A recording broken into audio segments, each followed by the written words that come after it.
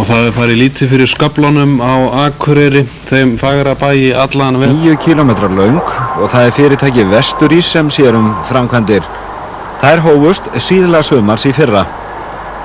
Vinnsluferlið inn í göngunum fjórskipt. Fyrst boramenn, þá hlaða menn dínamiti í holurnar, síðan sprengt, þá keyra menn grjótinu hér út og síðan steypu sprautað á veggina til að þétta þá. Á hverjum sólarhring nota menn tæpt tonn af dínamiti til að sprengja sig áfram í gegnum bergið. Búist við að bormennirnir verði komnir inn að gatnamótum í byrjun næsta árs. Þaðan liggja göngin til 2/8 niður í Bosdal, Súgandafjarðarmegin og niður í Breiðadal, Önundarfjarðarmegin. Vegskálar verða byggðir út frá gangamununum en göngin liggja inn í bergið í 140 til 183 metra hæð yfir sjávarmáli. Og það 1100 metrar að baki. Hvað farið þið marga metra á viku? Nú það nokkuð misjafnt, það nú eftir berginu, en 50 til 60 og jafnvel upp í 70 metrar hafa komið fyrir núna undanfarna mánuði. 2 7-manna vinnuhópar sjá að sprengja sig inn og unnið allan sólarhringinn alla daga ársins, nema á sunnudags eftirmiðdögum þegar vaktaskipti verða. Við erum í botni Vestfjarðagangana 1100 metra inn í berginu. Bormenn Íslands að gera sig klára til að sprengja enn eina sprengjuna og við það lengjast göngin tæpa 4,5 metra. Þetta eru 8 metra breið göng og 10 metra há og eins og sést þá vinnuaðstaðan svolítið sérstök hérna langt inn í vestfirsku fjöllunum. Það einhver vatni sem pípir í gegnum bergi sem veldur bormönnum leiðindum og gerir starf þeirra erfiðara. Þeir njóta þess hins vegar að vatnið 16 stiga heitt. Hér eru bormenn að koma fyrir dínamiti í hólunum og eru hleðslurnar tengdar saman, allt frá lofti og niður í gólf. Sprengt í 90 hólum í hvert sinn. Sprengingin hljómar svona nokkur 100 metra utar í göngunum.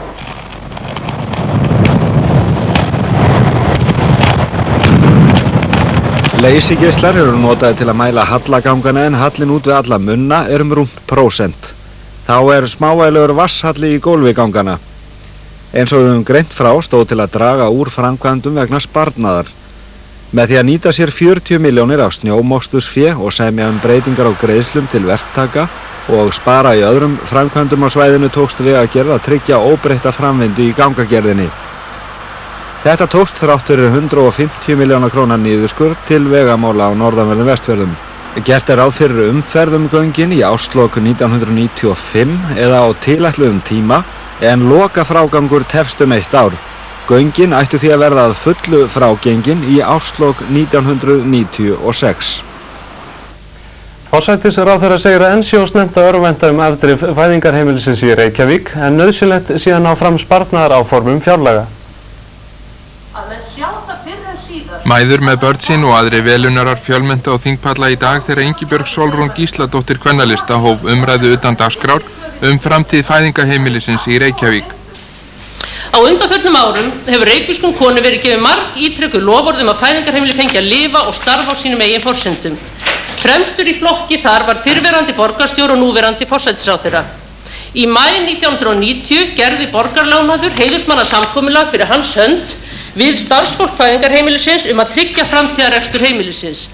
Og ég trúi því ekki óreyndu að forsætisráðherra svíki þetta samkomulag og staðfesti þar með að það hafi verið kosningabrella. Heilbrigðisráðherra sagði að með þeim rekstrarbreytingum sem nú væru fyrirhugaðar mætti fækka verulega stöðugildum sem þýddi sparnað upp á 28 milljónir króna á ári. Forsætisráðherra sagði nauðsynlegt að ná fram fyrirhuguðum sparnaðaráformum en of snemmt væri að örvænta framtíð fæðingarheimilisins. Ég skil máli nú þannig að engin endanlega ákvörðun hafi verið tekin það enn að fæðingarstarfsemi eigi sér ekki stað á fæðingarheimilinu. Hins vegar það rétt að það unnið að því að breytingar verði í þeim efnum þegar að aðstaða komin á fæðingardeild Landspítalans, aðstaða þar sem hægt að láta starfsemina fara fram með eins líkum hætti í þeim hluta starfsemi fæðingardeildarinnar eins og gerðist í fæðingarheimilinu og þá skiptir auðvitað húsnæðið ekki öllu máli, heldur fremur eðlis starfseminnar og kannski þeir 2 skólar sem að menn hafa rætt og snerta fæðingarstarfsemina. Stjórnarandstæðingar mótmæltu þessum orðum forsætisráðherra og sögðu ákvörðun lokun fæðingarheimilisins í núverandi mynd þegar hafa verið staðfesta. Fæðingarheimili Reykjavíkur verður í raun og veru lagt niður. Heilbrigðisráðherra hefur skipað svo fyrir og í staðinn á að setja upp stofnun sem ætti réttu lagi að heita Sængur kvennadeild ríkisins og mér þætti við hæfi að forsætisráðherrann afhjúpaði skiltið Sængur kvennadeild ríkisins þegar hann búinn að taka ráðhúsið í notkun á morgun. Sýnt verður frá umræðunum fæðingarheimilið í Þingsjá í kvöld að loknum 11 fréttum. Hraunelgur úr eldfjallinu Etnu á Ítalíu ógnar mjög byggð við fjallsræturnar. Ítalski herinn hefur verið kvaddur á vettfang til að reyna að bæja hraunstraumnum frá nærliggjandi bæ. Vísast hafa hermennirnir ítölsku verið þjálfæri í að kljást við aðra en Etnu en kunnáttarsprengju sérfræðinga hersins hefur engu að síður komið að góðu gagni. Hrauntaumurinn úr fjallinu skríður hægt og sígandi nær bænum Saferrana með hverjum tímanum. Framrás hraunæðjunar er mishröð en getur orðið alltaf 10 metrar á klukkustund. 7000 íbúar bæjarins eru því eðlilega farnir að ókyrrast því hraunstraumurinn er nú aðeins í kílómetra fjarlægð. Ítalski herinn hefur í dag sprengt gríðarmiklar sprengjur í hrauninu og með þessu er reynt að hægja á flæðinu. Þetta er hugsað þannig að efra borðið sem er þegar storknað brotnar við sprenginguna, sígur niður og myndar varnarvegg. Þá eru þyrlur á sveimi með geysistóra steypukubba sem settir eru niður í hraunið til að veita því frá byggð. Ítalski herinn er í viðbragðsstöðu og tilbúin að flytja fólk úr bænum, dugi þau ráð ekki til sem áður var lýst. Verkefni færeysku landhelgisgæslunnar hafa vaxið mjög á undanförnu og er nú talið aðkallandi að endurnýja varðskipið Ólaf Helga sem er bæði gamalt og úrelt. Færeyingar eiga nú 2 varðskip. Tjaldur er 16 ára gamalt skip, talið í góðu lagi og henta vel til sinna nota.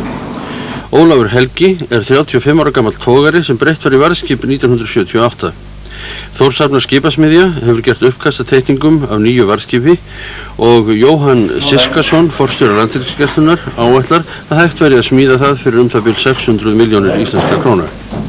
Á síðasta áratug hafa verið lagðir peningar í sjóð til að smíða nýtt varðskip og eru nú 270 milljónir króna í honum.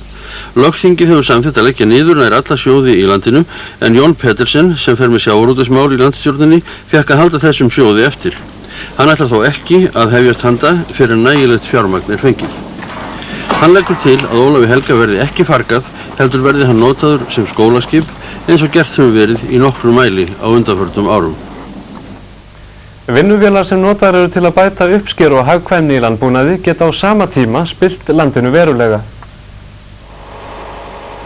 Norskur vísindamaður vakti athygli á hættunni á stórvirkum vinnuvélum á viðkvæmu landi á námstefnu áburð á Hvanneyri nýlega.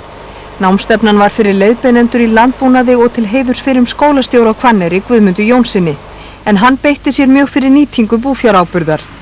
Búfjáráburður var lengi vel álitinn vandamál en ekki verðmæti, en nú eru verðmætin sem liggi í skítnum metin meira, en því er ekki að neita að ýmis vandamál geta fyllt því að bera á. Her på Island så er det veldig mye myrjord, og den er utsatt for pakking med tunge maskiner. Slik jord har vi også en del av i Norge, så vi har en del erfaring med å utvikle utstyr, dekk og slike ting for å gjøre disse ulempene så små som mulig. Slik at en del av våre erfaringer kanskje kan brukes på Ísland. Er þetta eitthvað sem að Íslendingar þurfa að hafa áhyggjur af, þungar vinnuvélar á viðkvæmu landi?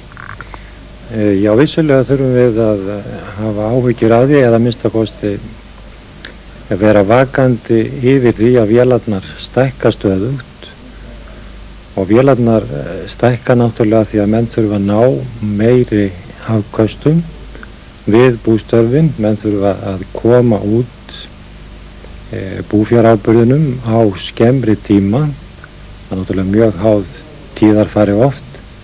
Grétar Einarsson segir mikilvægt að velja réttan tíma til að bera á til að forðast skemmdir sem mest. Túnin verður með þokkalegu móti að geta borið þungt tæki, jarðvegurinn megi ekki vera of blautur. Einnig geti belgmiklir hjólbarðar hlíft túnunum. Vorið Apríl kannski besti tíminn? Það besti tíminn ef það hægt að komast túnin með góðu móti. Það ekki oft sem menn óska eftir hálku á vegum en þó gerist það fyrir vestan á dögunum. Á Ísafirði var haldið námskeið og keppni í hálkuakstri og í auglýsingu frá bindindisfélagi ökumann námskeiðið sagði að nú væri bara að bíða og vona að mikil hálka yrði námskeiðsdagana. Voru ungir ökumenn sérstaklega hvattir til þess að mæta en tilgangurinn með þessu framtaki var sá að gera ökumenn öruggari í akstri í hálku. En vantar mikið upp á það að ungir ökumenn kunna bregðast rétt við þegar hálka á vegum. Því miður allt og mikið eins og slysin segja til þá ansi oft sem að menn taka ekki tillit til aðstæðna og gleyma sér. Þeir gleyma því að þeir þurfa lengri hemlunavegalengd og að bíllinn hann getur snúist og þeir ráða hreinlega ekkert við hann í hálku. Þetta vandamál ökukennara?